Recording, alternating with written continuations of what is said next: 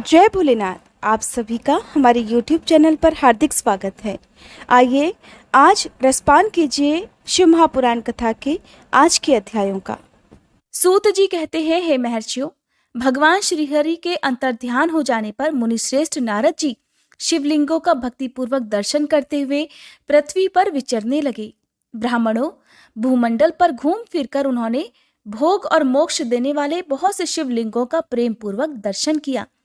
दिव्यदर्शी नारद जी भूतल के तीर्थों में विचर रहे हैं और इस समय उनका चित्त शुद्ध है, ये जानकर वे दोनों शिवगण उनके पास गए।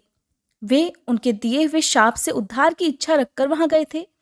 उन्होंने आदर पूर्वक मुनि के दोनों पैर पकड़ लिए और शीश झुकाकर भलीभांति प्रणाम करके शीघ्र ही इस प्रकार कहने लगे कि हे ब्राह्मण, हम दोनों शिव के गण हैं। हे मुने, हमने ही आपका अपराध किया है। राजकुमारी श्रीमती के स्वयंवर में आपका चित्त माया से मोहित हो रहा था।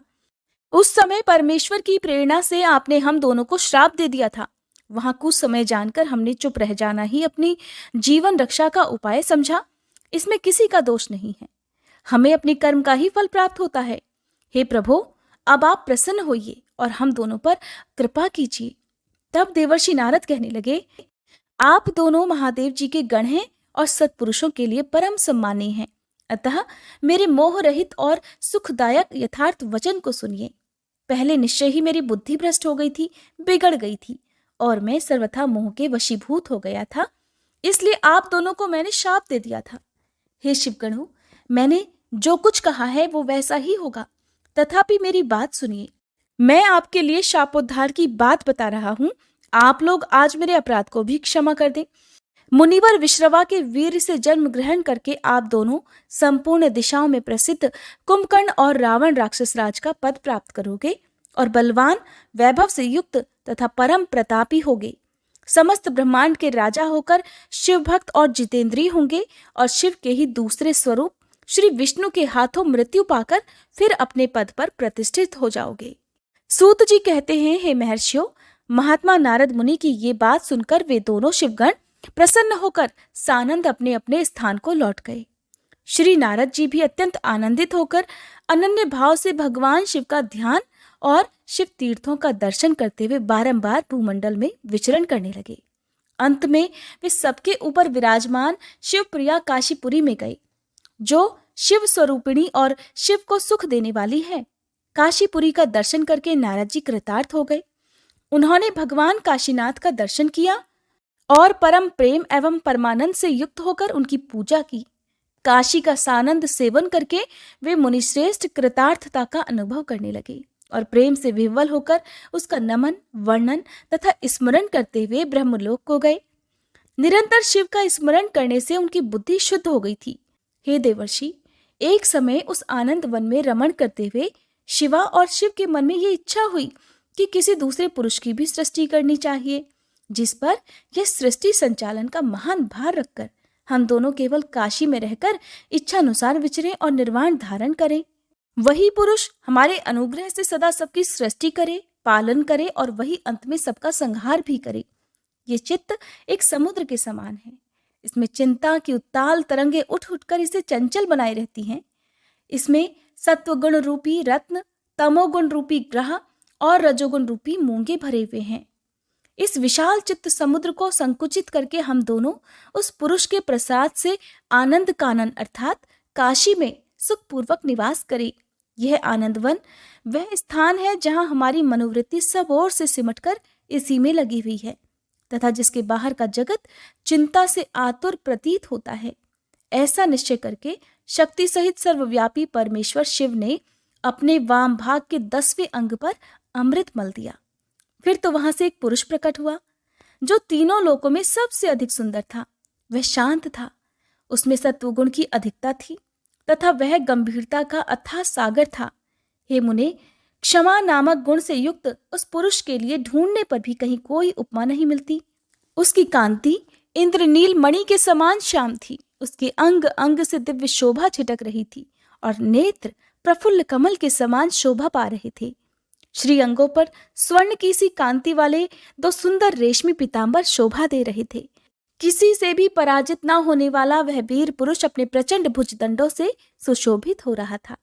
तदंतर उस पुरुष ने परमेश्वर शिव को प्रणाम करके कहा, हे स्वामिन, मेरे नाम निश्चित कीजिए और काम बताइए। उस पुरुष की बात सुनकर महेश्वर भगवान शंकर हंसते हुए मेघ के समान गंभीर वाणी में उससे कहने लगे, हे वत्स, व्यापक होने के कारण तुम्हारा विष्णु नाम प्रख्यात होगा। इसके सिवा और भी बहुत से नाम होंगे जो भक्तों को सुख देने वाले होंगे। तुम सुस्थिर उत्तम तप करो, क्योंकि वही समस्त कार्यों का प्रधान है। ऐसा कहकर भगवान शिव ने श्वास मार्ग से श्री विष्णु को वेदों का ज्ञान प्रदान किया।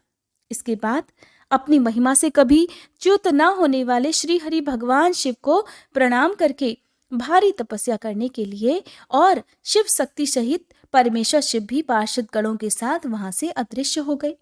ब्रह्मा जी कहते हैं, हे देवर्षि, जब नारायण देव जल में शयन करने लगे उस समय उनकी नाभि से भगवान शंकर की इच्छावश सहसा एक उत्तम कमल प्रकट हुआ जो बहुत बड़ा था।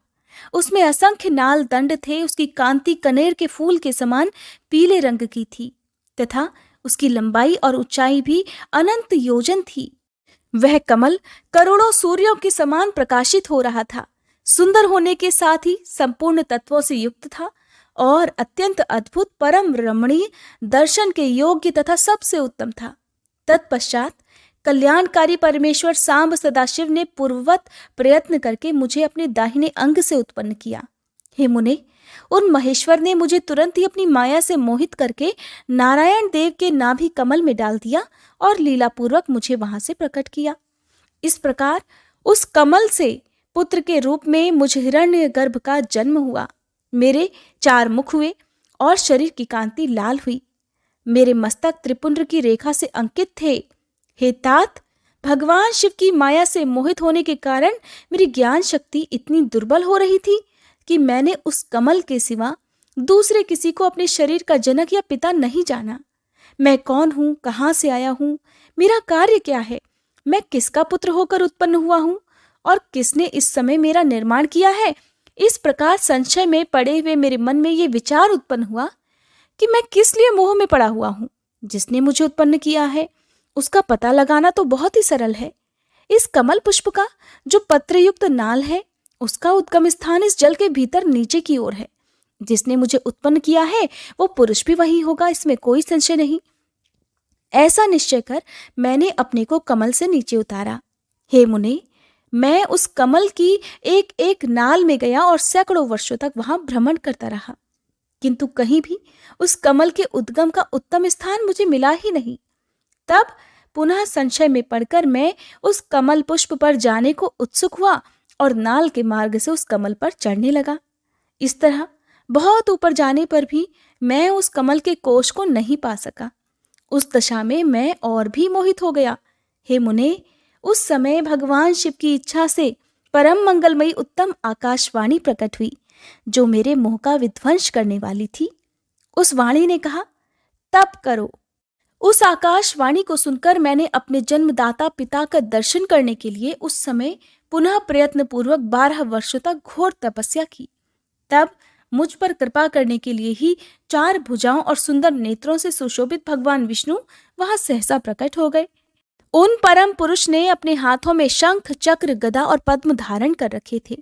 उनके सारे अंग सजल जलधर के समान श्याम कांति से सुशोभित थे। उन परम प्रभु ने सुंदर पीतांबर पहन रखा था। उनके मस्तक आदि अंगों में मुकुट आदि महामूल्यवान आभूषण शोभा पाते थे। उनका मुखारविंद प्रसन्नता से खिला हुआ था। मैं उनकी छवि पर मोहित हो रहा था। वे मुझे करोड़ों कामदेवों के समान मनोहर दिखाई दिए। उनका वह अत्यंत सुंदर रूप देखकर मुझे बड़ा आश्चर्य हुआ। वे सांवली और सुनहरी आभा से उद्भासित हो रहे थे। उस समय उन सद सत्व स्वरूप परमात्मा 4 भुजा धारण करने वाले महाबाहु नारायण देव को वहां उस रूप में अपने साथ देखकर मुझे बड़ा हर्ष हुआ। तदंतर उन नारायण देव के साथ मेरी बातचीत प्रारंभ हुई। भगवान शिव की लीला से वहां हम दोनों में कुछ विवाद छिड़ गया। उसी समय हम लोगों के बीच में एक महान अग्नि स्तंभ अर्थात ज्योतिर्मय लिंग प्रकट हुआ। मैंने और श्री विष्णु ने क्रमशः ऊपर और नीचे जाकर उसके आदि अंत का पता लगाने के लिए बड़ा प्रयत्न किया, परंतु हमें कहीं भी उसका कोई और छोर नहीं मिला। मैं थककर ऊपर से नीचे लौट आया और भगवान विष्णु भी उसी तरह नीचे से ऊपर आकर मुझसे मिले। हम दोनों शिव जी की माया से मोहित थे। श्री हरि ने मेरे साथ आगे पीछे से और अगल बगल से परमेश्वर शिव को प्रणाम किया। फिर वे सोचने लगे, ये क्या वस्तु है? इसके स्वरूप का निर्देश नहीं किया जा सकता, क्योंकि ना तो इसका कोई नाम है, ना कर्म ही है। लिंग रहित तत्व ही यहाँ लिंग भाव को प्राप्त हो गया है। ध्यान मार्ग में भी इसके स्वरूप का कुछ पता नहीं चलता। इसके बाद मैं और श्री हरि दोनों ने अपने चित्त को स्वस्थ करके उस अग्नि स्तंभ को प्रणाम करना आरंभ कर दिया। हम दोनों कहने लगे, हे महाप्रभु, हम आपके स्वरूप को नहीं जानते। आप जो कोई भी क्यों न हो, आपको हमारा नमस्कार है। हे महेशान, आप शीघ्र ही हमें अपने यथार्थ रूप का दर्शन कराइए। हे मुनिश्रेष्ठ, इस प्रकार अहंकार से आविष्ट हुए हम दोनों ही वहां नमस्कार करने लगे। ऐसा करते हुए हमारे 100 वर्ष बीत गए। अब जानिए कि किस प्रकार ब्रह्मा और विष्णु को भगवान शिव के शब्दमय शरीर का दर्शन हुआ। श्री ब्रह्मा जी कहते हैं, हे मुनिश्रेष्ठ नारद, इस प्रकार हम दोनों देवता गर्वरहित होकर निरंतर प्रणाम करते रहे। हम दोनों के मन में एक ही अभिलाषा थी कि इस ज्योतिर्लिंग के रूप में प्रकट हुए परमेश्वर प्रत्यक्ष दर्शन दे। भगवान शंकर दीनों के प्रतिपालक, अहंकारियों का गर्व चूर्ण करने वाले तथा सबके अविनाशी प्रभु हैं। वे हम दोनों पर दयालु हो गए। उस समय वहां उन सुर श्रेष्ठ से ओम ओम ऐसा शब्द रूप नाद प्रकट हुआ जो स्पष्ट रूप से सुनाई देता था। जोर जोर से प्रकट होने वाले उस शब्द के विषय में ये क्या है, ऐसा सोचते हुए समस्त देवताओं के आराध्य में भगवान विष्णु मेरे साथ संतुष्ट चित्त से खड़े रहे। वे सर्वथा वैरभाव से रहित थे। उन्होंने लिंग के दक्षिण भाग में सनातन आदिवर्ण अकार का दर्शन किया, उत्तर भाग में उकार का, मध्य भाग में मकार का और अंत में ओम इस नाद का साक्षात दर्शन और अनुभव किया। दक्षिण भाग में प्रकट हुए आदिवर्ण आकार को सूर्य मंडल के समान तेजोमय देखकर जब उन्होंने उत्तर भाग में दृष्टिपात किया, तब वहां उकार वर्ण अग्नि के समान दीप्तशाली दिखाई दिया। हे मुनिश्रेष्ठ, इसी तरह उन्होंने मध्य भाग में मकार को चंद्रमंडल के समान उज्जवल कांति से प्रकाशमान देखा। तदंतर जब उसके ऊपर दृष्टि डाली, तब शुद्ध स्फटिक मणि के समान निर्मल प्रभा से युक्त, तुरीयातीत, अमल, निष्कल, निरुपद्रव, निर्द्वंद, अद्वितीय, शून्यमय, बाह्य और अभ्यंतर के भेद से रहित, बाह्यांतर भेद से युक्त, जगत के भीतर और बाहर स्वयं ही स्थित, आदि मध्य और अंत से रहित, आनंद के आदि कारण तथा सबके परम आश्रय, सत्य आनंद और अमृत स्वरूप पर ब्रह्म का साक्षात्कार किया। उस समय श्री हरि ये सोचने लगे कि ये अग्नि स्तंभ यहाँ कहाँ से प्रकट हुआ है। हम दोनों फिर इसकी परीक्षा करें। मैं इस अनुपम अनंत स्तंभ के नीचे जाऊंगा, ऐसा विचार करते हुए श्री हरि ने वेद और शब्द दोनों के आवेश से युक्त विश्वात्मा शिव का चिंतन किया। तब वहां एक ऋषि प्रकट हुए, जो ऋषि समूह के परम सार रूप माने जाते हैं। उन्हीं ऋषि के द्वारा परमेश्वर श्री विष्णु ने जाना कि इस शब्द ब्रह्ममय शरीर वाले परम लिंग के रूप में साक्षात पर ब्रह्म स्वरूप महादेव जी ही यहाँ प्रकट हुए हैं। ये चिंता रहित अथवा अचिंत्य रुद्र हैं। जहाँ जाकर मन सहित वाणी उसे प्राप्त किए बिना ही लौट आती है, उस पर ब्रह्म परमात्मा शिव का वाचक एकाक्षर अर्थात प्रणव ही है। वह स्वर्णमय अंड के रूप में ही बताने योग्य था। उसका और कोई भी विशेष लक्षण नहीं लक्षित होता था। वह दिव्य अंड अनेक वर्षों तक जल में ही स्थित रहा। तदंतर 1000 वर्ष के बाद उस अंड के 2 टुकड़े हो गए। जल में स्थित हुआ वह अंड अजन्मा ब्रह्मा जी की उत्पत्ति का स्थान था और साक्षात महेश्वर के आघात से ही फूटकर 2 भागों में विभक्त हो गया था। उस अवस्था में उसका ऊपर स्थित हुआ स्वर्णमय कपाल बड़ी शोभा पाने लगा। वहीं द्युलोक के रूप में प्रकट हुआ तथा उसका दूसरा नीचे वाला कपाल था, वही ये 5 लक्षणों से युक्त पृथ्वी है। उस अंड से चतुर्मुख ब्रह्मा उत्पन्न हुए, जिनकी क संज्ञा है। वे समस्त लोगों के सृष्टा हैं। इस प्रकार वे भगवान महेश्वर ही अ, उ और म इन त्रिविध रूपों में वर्णित हुए हैं।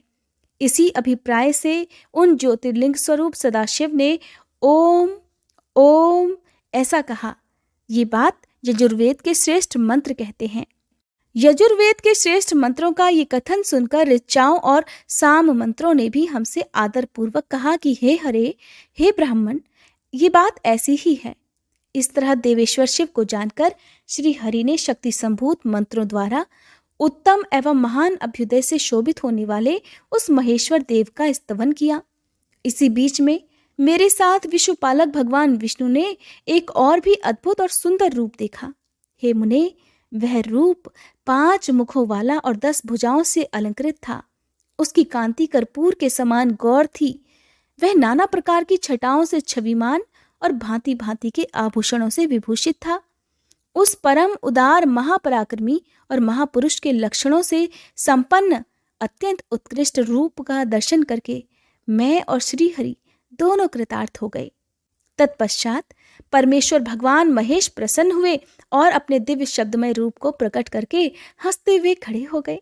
तदंतर नारद जी के पूछने पर ब्रह्मा जी कहने लगे, हे मुने, हमें पूर्वोक्त आदेश देकर जब महादेव जी अंतर्ध्यान हो गए, तब मैं उनकी आज्ञा का पालन करने के लिए ध्यानमग्न होकर कर्तव्य का विचार करने लगा। उस समय भगवान शंकर को नमस्कार करके श्री हरि से ज्ञान पाकर परमानंद को प्राप्त हो मैंने सृष्टि करने का निश्चय किया। तात भगवान विष्णु भी वहां सदाशिव को प्रणाम करके मुझे आवश्यक उपदेश देकर तत्काल अदृश्य हो गए। वे ब्रह्मांड से बाहर जाकर भगवान शिव की कृपा प्राप्त करके वैकुंठ धाम में जा पहुंचे और सदा वहीं रहने लगे। मैंने सृष्टि की इच्छा से भगवान शिव और विष्णु का स्मरण करके पहले के रचे हुए जल में अपनी अंजलि डालकर जल को ऊपर की ओर उछाला। इससे वहां एक अंड प्रकट हुआ जो 24 तत्वों का समूह कहा जाता है। विप्रवर, वह विराट आकार वाला अंड जड़ रूप ही था। उसमें चेतनता न देखकर मुझे बड़ा संशय हुआ और मैं अत्यंत कठोर तप करने लगा। 12 वर्षों तक भगवान विष्णु के चिंतन में ही लगा रहा। तात वह समय पूर्ण होने पर भगवान श्री हरि स्वयं प्रकट हुए और बड़े प्रेम से मेरे अंगों का स्पर्श करते हुए मुझसे प्रसन्नता पूर्वक इस प्रकार कहने लगे, ब्राह्मण, तुम वर मांगो, मैं बहुत प्रसन्न हूं। मुझे तुम्हारे लिए कुछ भी अदेय नहीं है। भगवान शिव की कृपा से मैं सब कुछ देने में समर्थ हूं। तब इस प्रकार मैंने अर्थात ब्रह्मा जी ने कहा, महाभाग, आपने जो मुझ पर कृपा की है वह सर्वथा उचित ही है, क्योंकि भगवान शंकर ने मुझे आपके हाथों में सौंप दिया है। हे विष्णु, आपको नमस्कार है। आज मैं आपसे जो कुछ भी मांगता हूं उसे दीजिए। हे प्रभु, ये विराट रूप 24 तत्वों से बना हुआ अंड किसी तरह चेतन नहीं हो रहा है, जड़ी भूत दिखाई देता है। हे हरे, इस समय भगवान शिव की कृपा से आप यहाँ प्रकट हुए हैं, अतः शंकर की सृष्टि शक्ति या विभूति से प्राप्त हुए इस अंड में चेतनता लाइए। मेरे ऐसा कहने पर शिव की आज्ञा में तत्पर रहने वाले महाविष्णु ने अनंत रूप का आश्रय ले इस अंड में प्रवेश किया। उस समय उन परम पुरुषों के सहस्त्रों मस्तक, सहस्त्रों नेत्र और सहस्त्रों पैर थे। उन्होंने भूमि को सब ओर से घेरकर उस अंड को व्याप्त कर लिया। मेरे द्वारा भलीभांति स्तुति की जाने पर जब श्री हरि ने उस अंड में प्रवेश किया, तब वह 24 तत्वों का विकार रूप अंड सचेतन हो गया। पाताल से लेकर सत्यलोक तक की अवधि वाले उस अंड के रूप में वहां साक्षात श्री हरि ही विराजने लगे। उस विराट अंड में व्यापक होने से ही वे प्रभु वैराज पुरुष कहलाए। श्री ब्रह्मा जी कहते हैं, हे देवर्षि, सनक आदि मेरे 4 मानस पुत्र हैं जो मुझ ब्रह्मा के ही समान हैं। वे महान वैराग्य से संपन्न तथा उत्तम व्रत का पालन करने वाले हुए। उनका मन सदा भगवान शिव के चिंतन में ही लगा रहता है। वे संसार से विमुख और ज्ञानी हैं। उन्होंने मेरे आदेश देने पर भी सृष्टि के कार्य में मन नहीं लगाया।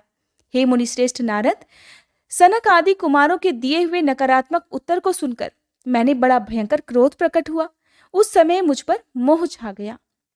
उस अवसर पर मैंने मन ही मन भगवान श्री हरि का ध्यान किया और वे शीघ्र ही आ गए और उन्होंने मुझे समझाते हुए कहा, तुम भगवान शिव की प्रसन्नता के लिए तप करो।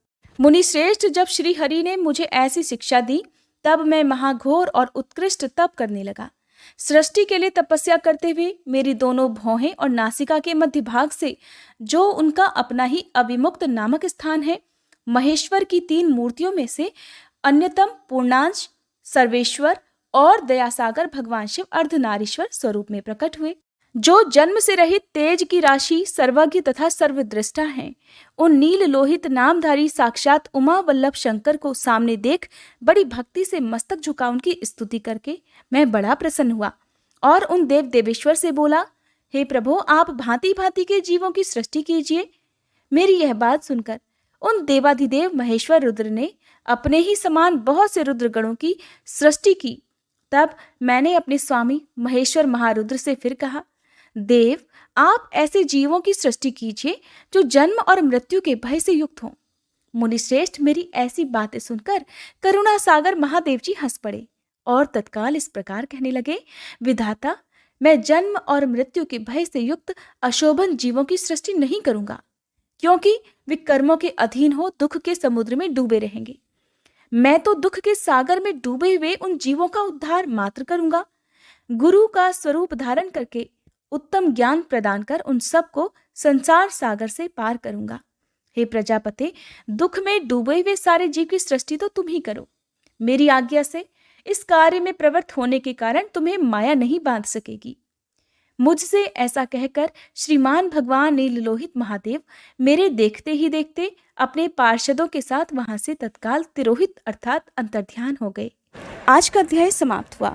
अगले अध्याय में आप जानेंगे कि किस प्रकार एक दुराचारी और जुआरी ने एक बार शिव मंदिर में जाकर वहां से नैवेद्य चुराने की इच्छा प्रकट की और वहां अपने वस्त्रों को जलाकर उजाला किया।